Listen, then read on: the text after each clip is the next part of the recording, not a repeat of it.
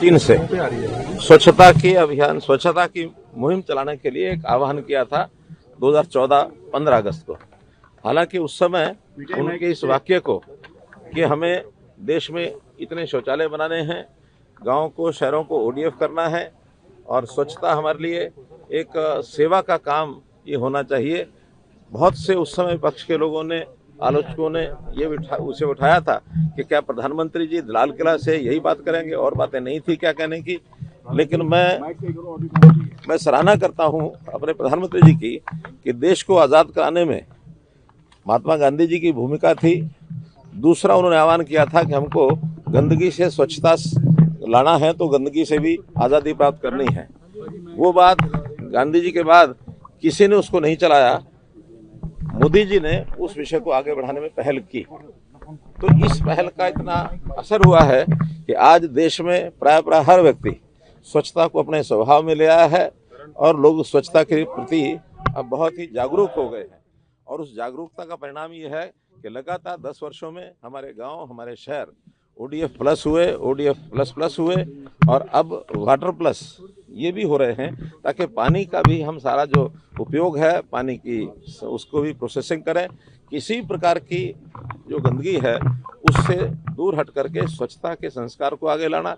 अब आज मैं कह सकता हूं कि अब लोगों का स्वच्छता ही कर्म है, स्वच्छता ही धर्म है।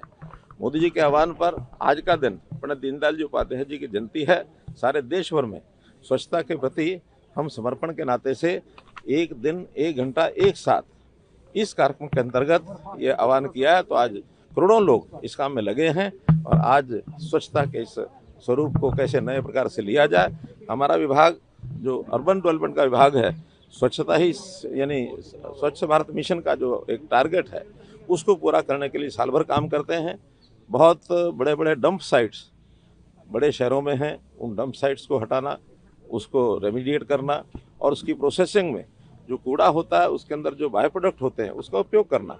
Waste to energy, waste to coal, waste to compost, ऐसा वेस्ट टू वेल्थ के अंतर्गत हम उस कूड़े का भी क्या उपयोग हो सकता है, इस पर बहुत से काम कर रहे हैं, बहुत से काम किए हैं।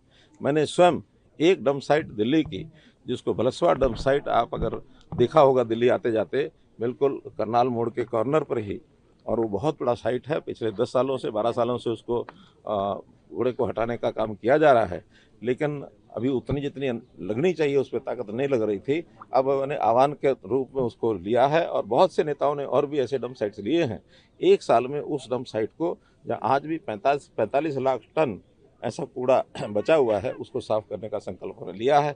अलग अलग प्रकार से इस अभियान में लोग जुड़ रहे हैं। मेरा आप सब लोगों से भी निवेदन है, मैं आपको धन्यवाद भी देता हूं कि आज के सफाई अभियान में बहुत से हमारे पत्रकार, छायाकार मित्र स्वयं भी लगे और इस क्रम को आप लोग बनाए रखें। समाज को, सबको एक आह्वान है कि स्वच्छता को अपना संस्कार बनाते हुए अपने घर से लेकर और जितने सार्वजनिक स्थान है वहाँ तक स्वच्छता हर समय का एक काम है, इसको करते हैं।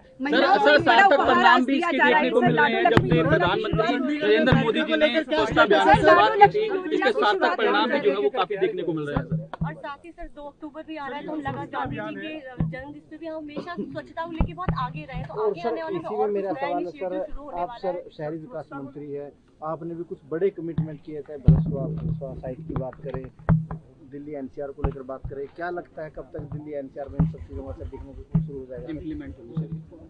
देखिए, स्वच्छता एक ऐसा विषय है, ये निरंतर चलने वाला है। हम सब गंदगी भी हम करते हैं, स्वच्छता भी हमको ही करना है। तो ये भले ही आज की शपथ में ये था कि कोई व्यक्ति गंदगी न करे, मेरा उससे मेरी सहमति इसलिए नहीं है कि गंदगी तो स्वाभाविक आदमी की प्रक्रिया है। हर दिन सुबह सुबह उठा करके हम जब जाते हैं अपने टॉयलेट जाते हैं तो गंदगी तो होती है, लेकिन उसको एक सुव्यवस्थित तरीके से, सुनिश्चित तरीके से हम जो भी स्थान हमारे हैं उनका उपयोग करते हुए बाद में उसकी सफाई, स्वच्छता और उस कूड़े का एक प्रकार से जो उसका प्रोसेसिंग, ये करके उन चीज़ों को आगे बढ़ाएं।